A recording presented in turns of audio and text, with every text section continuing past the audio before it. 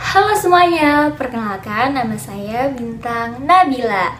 Di sini saya dari komunitas lantai atas kelas batch 7. Pada video kali ini saya akan membahas salah satu materi dari komunitas lantai atas, yaitu subconscious. Tetapi di sini saya memaparkan materi subconscious yang pertama karena subconscious itu ada 3. Dan di sini saya akan membahas sesuai pemahaman saya karena materi subconscious ini sangat amat luas. Oke. Secara umum, subconscious yang pertama ini adalah membahas tentang potensi diri. Nah, apa sih subconscious itu? Oke, subconscious adalah salah satu dari 2 atau 3 cara berpikir manusia. Dan pada subconscious itu adalah kekuatan terbesar manusia. Nah, kita bisa menganalogikan ada sebuah gunung es di mana permukaan adalah pikiran kesadaran kita. Dan yang di bawah permukaan laut itu bisa kita namakan dengan alam bawah sadar kita atau subconscious karena di bawah laut itu sangat amat luas, tak terhingga. Nah, dari analogi gunung es, kita bisa mengetahui subconscious itu dengan kata rumah harta karun atau di dalam subconscious itu terdapat gudang potensi kesuksesan. Nah, jika kita berpikiran kita tuh bisa sukses, kita bisa sukses loh. Karena misalnya nih, kita analogikan lagi dengan ada pohon besar. Kalian bisa nggak manjat? Pasti kalian tuh kayak nggak bisa, terus kayak ngapain gue manjat gitu kan. Nah, coba kalau misalnya kita kasih ada anjing, kita tuh pasti kalau dikejar anjing tuh mau nggak mau kita harus manjat gitu kan, biar nggak kegigit anjing. Nah, dari anjing inilah yang mendorong kita untuk menggali potensi kita.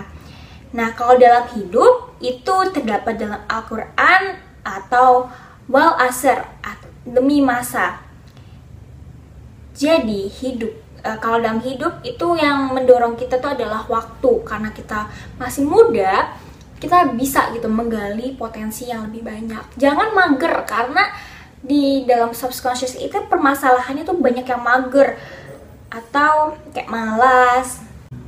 Cara untuk menguatkan batin bawah sadar ada 3. Di sini yang pertama kita harus believe atau kita harus percaya.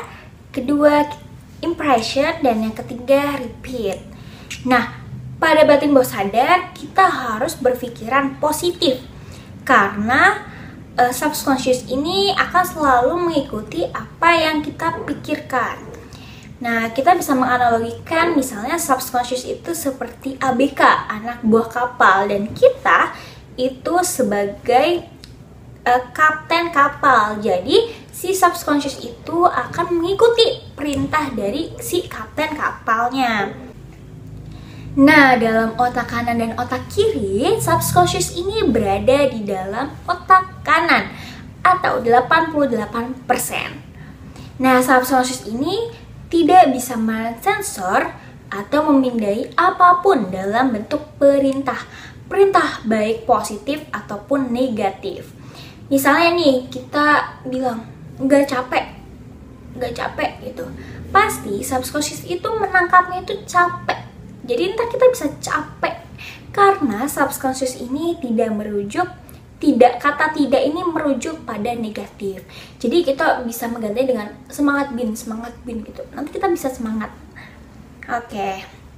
Nah, SC juga tidak bisa menerima pesan yang muatannya tuh ambigu. Jadi tuh kayak bingung kan. Jadi SC tuh mau yang mana gitu.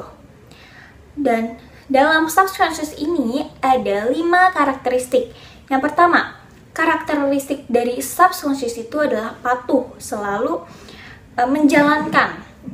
Yang kedua itu adalah suka kepastian, jadi tidak yang ambigu. Yang ketiga itu jangan ragu. Yang keempat, kerjanya otomatis. Dan yang kelima itu tidak terbatas atau tidak terhingga gitu. Nah, yang terakhir adalah kunci subconscious. Di sini kita harus bersih diri, jiwa, dan hati. Jangan ada kata dengki, karena itu bisa merusak subconscious kita. Dan yang kedua itu ada terbuka. Kita harus selalu menerima tanggapan dari orang lain, nasihat dari orang lain. Nah, sekian dari saya mengenai pembahasan singkat tentang subconscious 1. Semoga teman-teman bisa belajar lebih lanjut untuk mengaktifkan subconscious dalam diri teman-teman. Sekian dari saya. Wassalamualaikum warahmatullahi wabarakatuh.